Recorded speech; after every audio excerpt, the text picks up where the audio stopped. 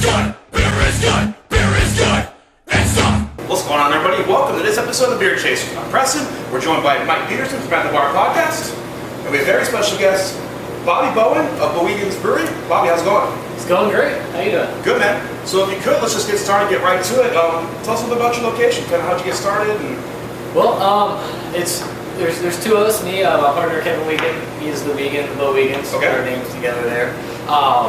So yeah, we got started for about 7 years ago. I was getting into beer. I had a buddy that was a home brewer, like a lot of us, and kind of went through the process, showed me how to make a beer, made it, came out terrible, but I was hooked ever since, so I just started diving into that. I started, fast forward a little bit while, me and Kevin got into it a little bit more, started working at some other breweries and learned the industry side of it.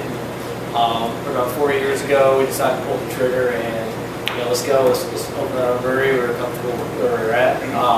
So I was living outside the state. I moved back down, and we just started going for it ever since then. We found this spot. Casselberry was really cool about bringing a brewery to the city. They wanted to build up Casselberry, and they were really excited about the concept. Yeah, I read about that in I think an interview or in an article about how they kind of really helped you kind of streamline the process for you guys. Yeah, they did. Other officials weren't so accommodating, but we got there. They were all about it. They showed us the spot before it was on the market, and like, hey, we want you guys here. What do you need? So really? That was very cool seeing the city behind us like that. And so we got here. It took us about 8 months. We did our build out. Started just busting out batches, and haven't looked back since. Cool. So can you talk a little bit about the brew setup you have in here? How many barrels we putting out? How many gallons we fermenting? Yeah, so we're on a 3-barrel system. We do about 100 to 105 gallon batches, net 90 into the fermenters. And so we're on a direct fire system. We have a room set up for our mash tun if you need to do step mashing, but most of the stuff we do is all single infusion. Single infusion, yeah. Mike? I got nothing. Got nothing. All right. So talk about some of your core beers. I see on the board here behind us we got 7 to 10 beers up here. What do you got? So we got there's 6 that we do year round. We try to keep them on as much as possible. The ones on the board right now, we have our Bowigens Citrus Pale Ale.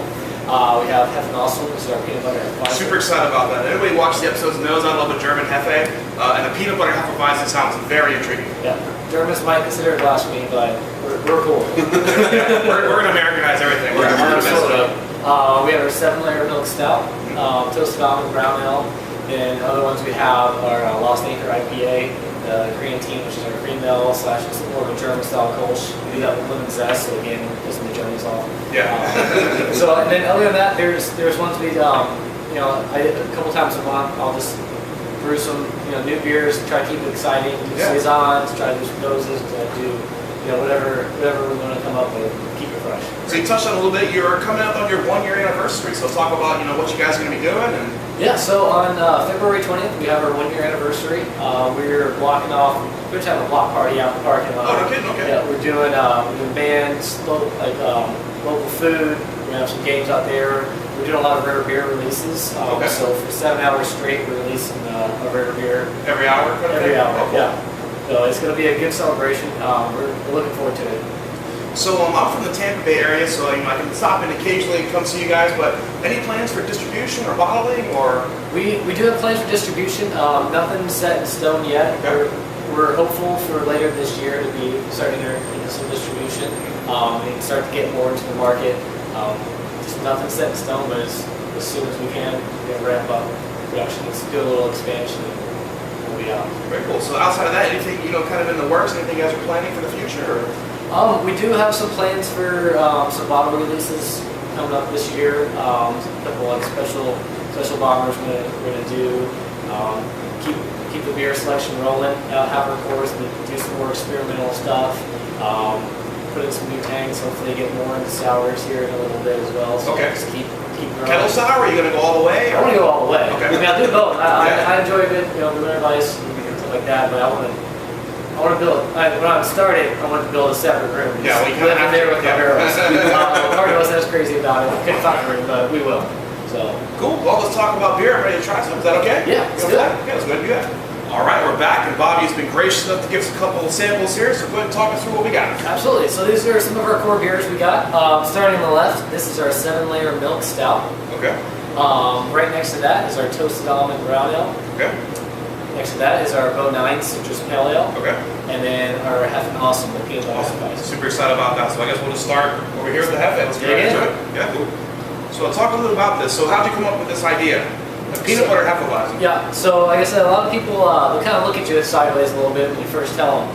But I was eating a peanut butter sandwich, had a banana, and kind of hit me like, this works. Like, why is this not done? Like, so I went home, didn't have a recipe with the first batch, started cooking along the way, and kind of really pull off the banana flavor from the yeast, Yeah. the Weizen yeast. Just fermented hot. Just let it go. Actually, if you let it pitch, certain yeast, drink the yeast, do it a little bit cooler, you can get a decent banana flavor from that. And then we do a little local orange blossom honey in there, in the secondary, and a little touch of sweetness. Yeah. In there, so. Dude, I love it, man. And it's just a hint, it's not beating you over the face just screaming peanut butter, but it's a nice Right. little subtle, like, a nod to it, so it does keep its kind of Hefe roots, just with that little bit of the sweetness from the honey, peanut butter. That's excellent. Love Yeah, it. very I much. like how the zest really adds to the peanut butter and the banana. It gives it a little extra kick to bring out the flavors more. So it's really worth the hype, I think. Yeah, that's good.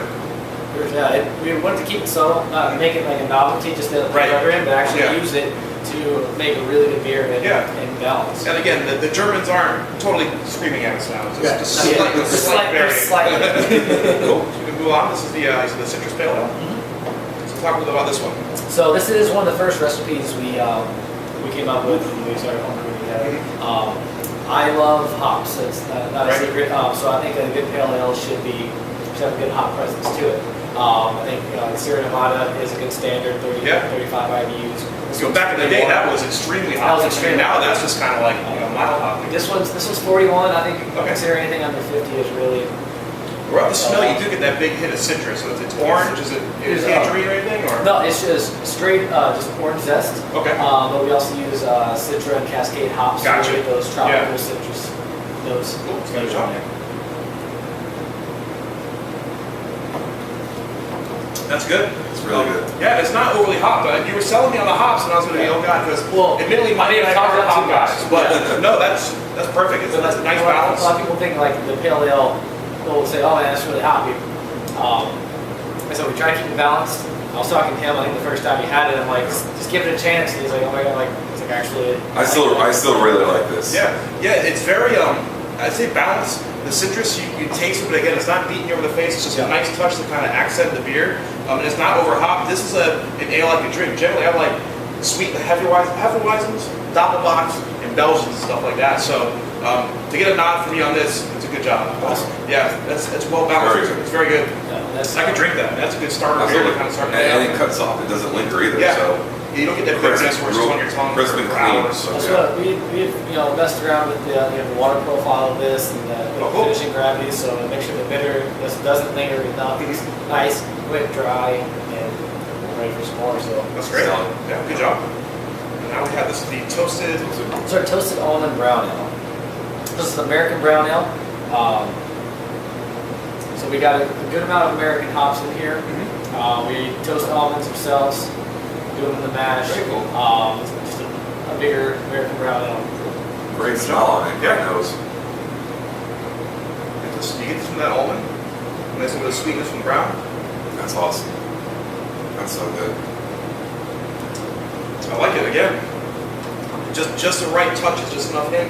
Really well balanced. That's absolutely fantastic. That's kind of what we're going for in a lot of our beers. We like to keep a balance, not overdo one ingredient or the other. Use stuff to accent, like you said earlier. And again, you're pitching the hops, but I mean, it's not over hoppy at all. It's perfect. I mean, it's a nice balance again where it just cuts some of that sweetness off, where it's not just this sweet, ready malt flavor. You get a nice balance of some of the bitters and the sweet. Almonds are great. Dude, another home run. Great. Thank you. This is these 7 layers. So that's Let's what put it's 7 layer. So it's our 7 layers of pretty much of the malt and the ingredients that go into the beer. Okay. There's 7 of them. Okay. We kind of built it like a 7-layer cake. Right. And that kind of has a blend of base malts that we use.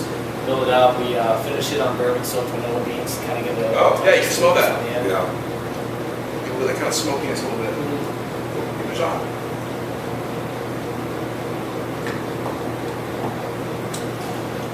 Yeah, good. It's really good. This is the key word today is balance. Yeah, Everything absolutely. here is super balanced, and that's a good testament to your brewing because that's very difficult. Again, we talked a little bit off camera. It's hard to come in to do 7 or 10 core beers because you have to kind of nail them all. Yeah. You know, and we're at the age now where it's cool to have your little local brewery, but people are going to give you a second chance if your beers aren't tasting right in the first shot. So I mean, Absolutely. the fact that you have 4 of these already nailed, you know, you're a year in, growing, it's fantastic. I know we have a quote on the show on At the Bar podcast of good beers bring you in, atmosphere keeps you. And obviously if you're watching the video you can't smell it, but all of these beers smell fantastic. Yeah. You're getting every ingredient Bobby says he puts in, you get every single one on the nose. Yeah. And that's really hard to pull off. And something Nate always says too, if you're going to put it on the bottle or you're going to put it on the board, I better taste it. Absolutely. And every one of these, got the peanut butter, got the citrus, got the almond, and again, it's like your 7 layer, like you said. I mean, Absolutely. everything's on point. Everything's really on point. Great, well I can't wait to try some more. We're going to get some of these down, but I think we're going to wrap up here today. Bobby, really appreciate your time. Thank you so much. Thank you for coming in. Yeah, in closing, is there anything you want to tell the Beer Chaser audience? Yeah, we're located in Casselberry, Florida. It's a small town just right outside of Orlando. Yeah. I used to live right down the road from here, man, so now I'm kind of sad that I moved. You know? It's fun. I don't know what it is about Casselberry, but I hear it all the time. I used to live right down the road. Right. Everybody almost. Orlando, Everyone is on this the road. area is very transient. It's very transient. People come here for college, they're here for a little bit and they go. We're trying to give people a reason to stay. If you're in the area, swing by. Right now, we're just here in the tap room, but we're hoping to branch out. But Yeah. come check us out. We're here. And one more time, your 1-year anniversary party, go over it. So this will air before that for you, so make sure we hope we get some traffic out here for you. So February 20th starts at Saturday. It's on Saturday. Starts at 12 p.m. We'll be in our parking lot in the Bears Center Shopping Plaza. Fifth day, we got bands playing all day. We got some cool food going, a lot of local vendors, food trucks. We have some games going on. Then 7 beer releases. We're gonna do 1 every hour, starting at 2 o'clock. So a lot of good stuff going on that day. Sounds like a great time. Well, that's going to wrap it up. I'm Preston, Mike, Bobby. We're the Beer Chasers. We'll see you later. Beer is good, beer is good, beer is good, and stop. Beer is good, beer is good, beer is good. Let's go drink some beer.